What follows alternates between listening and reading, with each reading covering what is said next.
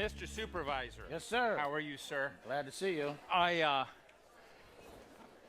You've been a 25-year resident of Leimert Park down here. That's correct. How, in that 25 years, have the issues that you're dealing with now as a supervisor shifted or changed? Or is it the case that what you're dealing with today is pretty much what the place was dealing with 25 years ago? Well, in some ways, it's the same, and I'm not the only resident of Leimert Park in the house. Any other residents of Leimert Park in the house? Hey. Leimert Park is represented. Put your hands up. We like it like that. We're representing. And so, in some ways the same, in some ways different. I think the characterization of Leimert Park that was given earlier is accurate. It's an exciting place. It's a cultural hub of Afrocentric efforts, particularly in the village. But one of the most prominent differences is the increase in homelessness. It's a contradiction of some consequence. While there is wealth in the community that surrounds it, Leimert, Baldwin Hills, View Park, Ladera, highest concentration of African American wealth in the nation. But if you move to Leimert Park Village in the park itself, the homeless population has made its presence known in a very unmistakable manner. And that's true of what's different about Los Angeles, its city and its county, over the past 15 years. And you've been very vocally calling for the governor to declare a homelessness state of emergency. Absolutely. Here. What would that entail? Well, what it means is that the resources of state government, much like what happened in the state of Hawaii, it would mean that the governor, the legislature, both the Assembly and the Senate, and the Assembly, its leader, Anthony Rendon, has come forth and said it is necessary for the governor to do so.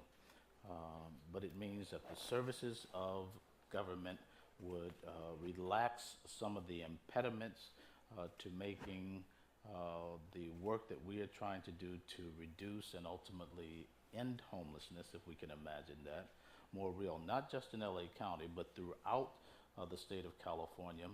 And it's my view that the governor of this state has at least 115,000 reasons to declare a state of emergency. That's the largest concentration of homeless persons in the United States of America.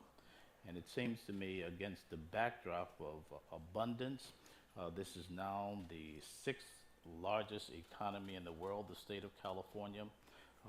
And to the extent that we know that to be the case, it topped France just a few months ago. Why should we tolerate the human indignity to which people are suffering? The data in LA County is rather startling. 39% African American, 27% Latino, 26% Anglo, 47,000.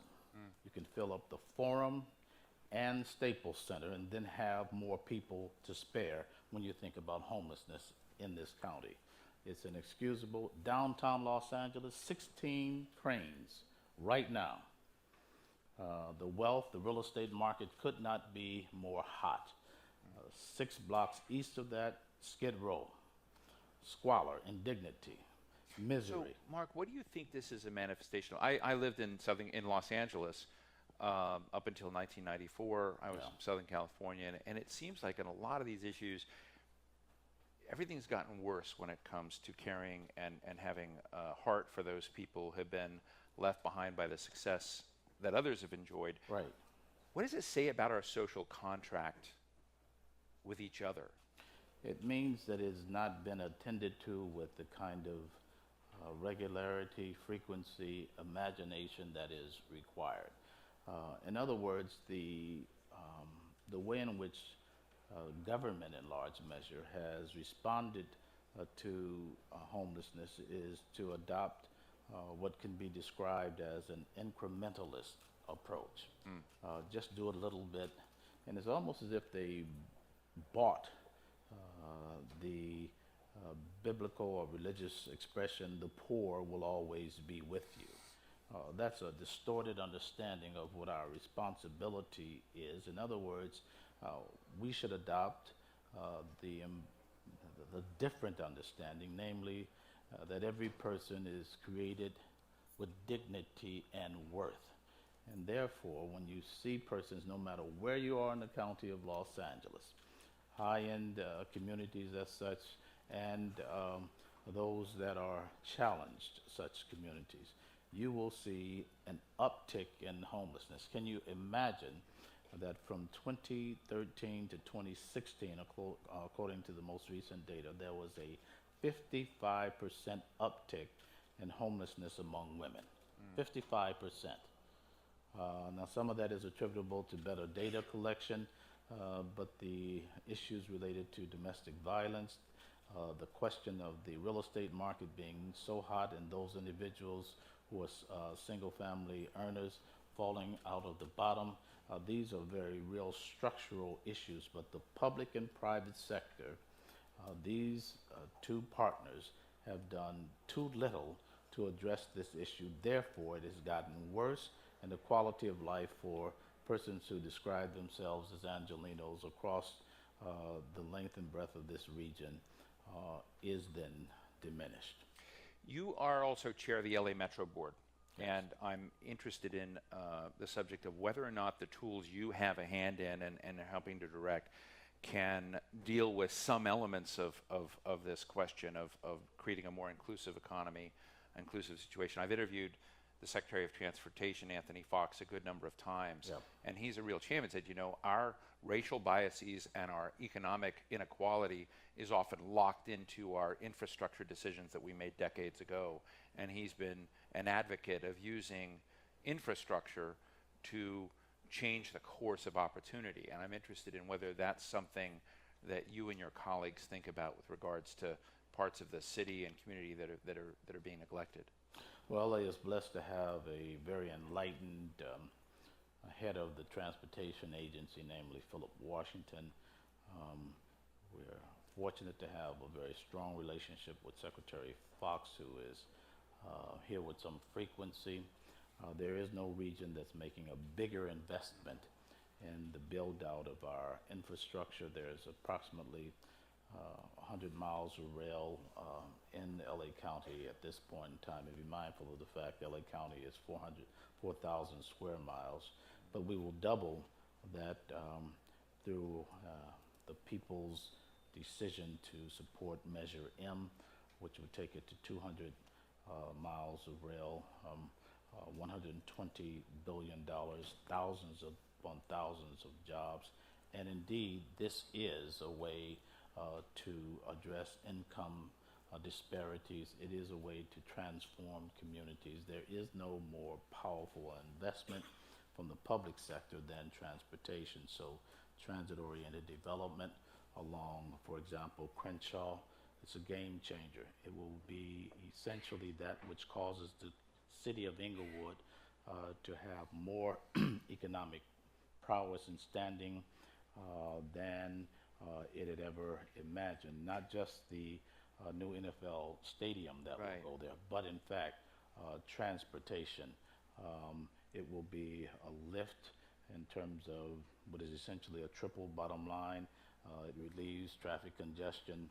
It improved air quality. It will improve air quality, and finally, it will create economic development, both residential and commercial.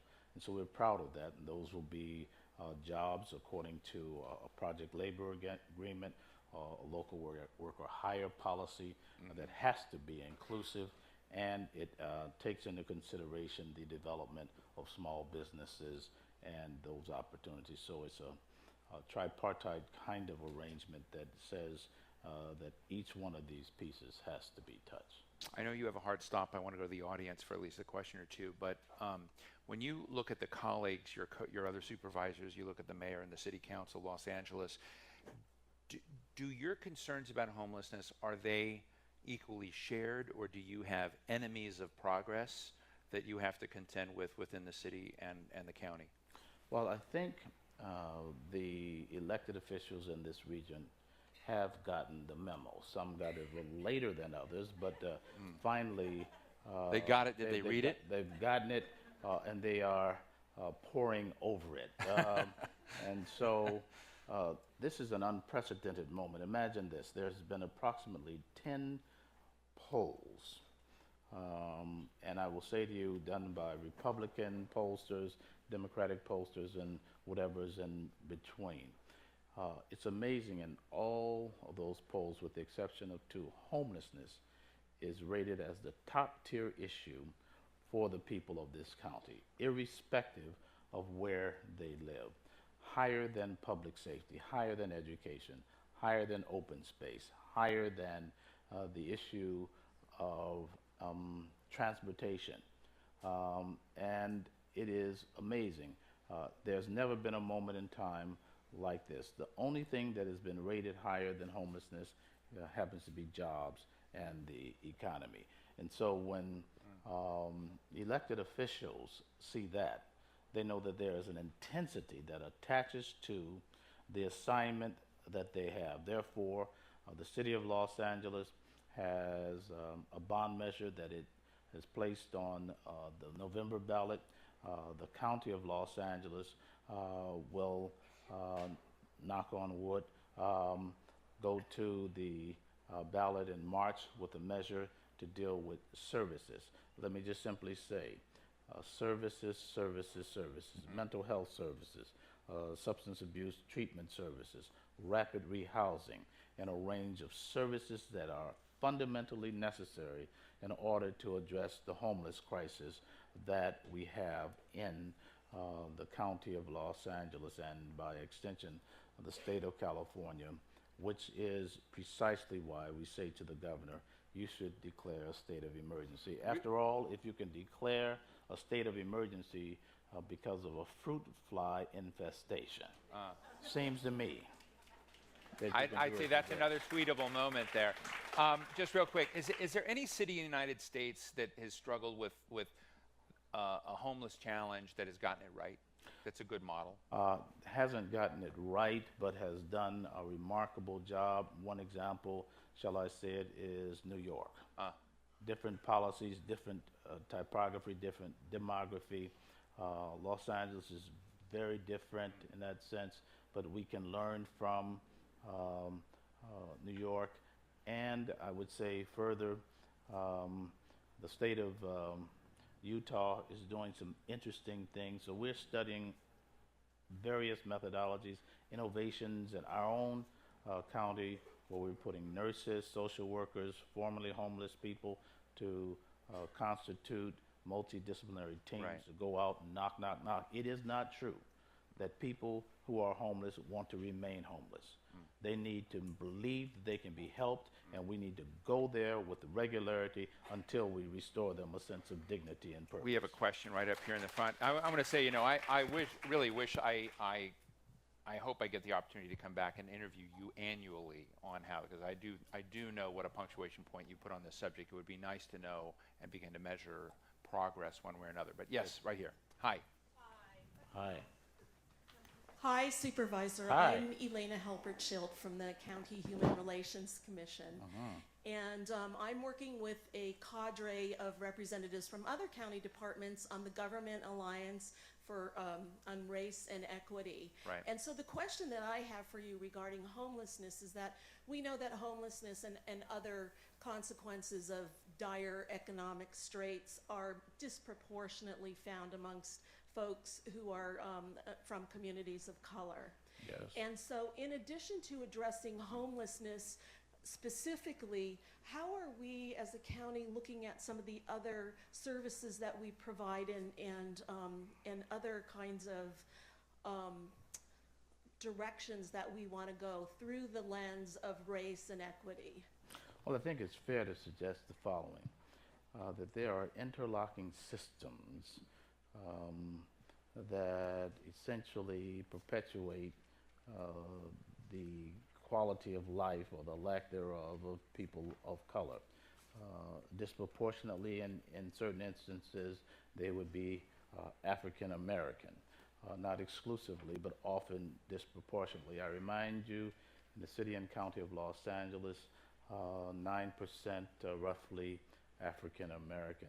But when you look at the homeless population, I already indicated it's 39%. When you look at incarceration rates, higher than that. So we need to understand then that these interlocking systems, call them high rates of incarceration, excessive use of force, homelessness, we can keep going, drop out, shove out, push out, in terms of the education systems.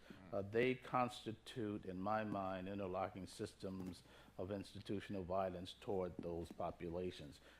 This is not a new insight. It is the core insight that Martin Luther King was talking about when he talked about institutional violence and the response that there needed to be. It wasn't just simply raw reactive violence.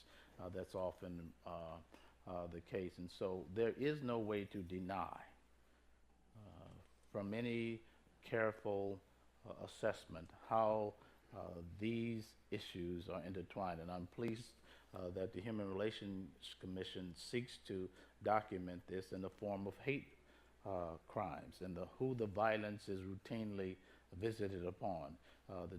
The trend line and the trajectory is not pretty at all. And so there is resident in the environment, racial intolerance, racial injustice, and it seems to me that we need to be ever mindful of that because we have a fair amount of distance to go in reconciling that. And with that, I want to thank Mark Ridley-Thomas. Thank you so much, Mr. Supervisor. It's really wonderful. Thank you. Let's do this on an annual basis. Is that a deal? It's a deal. All right, that's a deal. We'll be back here in a year, maybe a bigger hall.